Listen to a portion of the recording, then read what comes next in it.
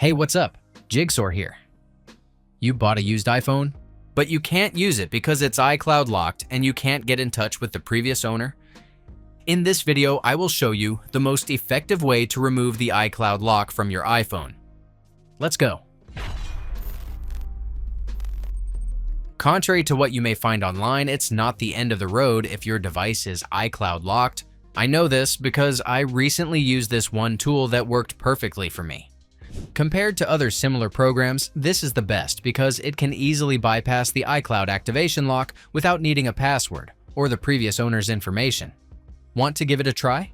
Well, you can use my link below to directly download the software and get an exclusive free trial on your first use.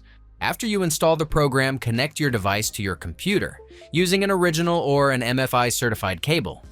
From the dashboard, you're going to specifically use the Remove iCloud Activation Lock feature. Before you begin, please note that the program must jailbreak your device to bypass the iCloud activation lock. If you agree, click Next to begin the process. To avoid damaging the file system, your device will first enter recovery mode. If your device doesn't enter recovery mode automatically, click Try again to restart the process or follow the on-screen instructions to manually put your device into the restore screen. The program will then begin the jailbreaking process on your device automatically.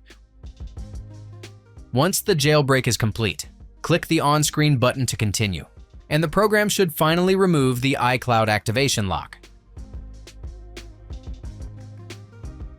That's it. If I could help you, feel free to give this video a thumbs up, and don't forget to subscribe.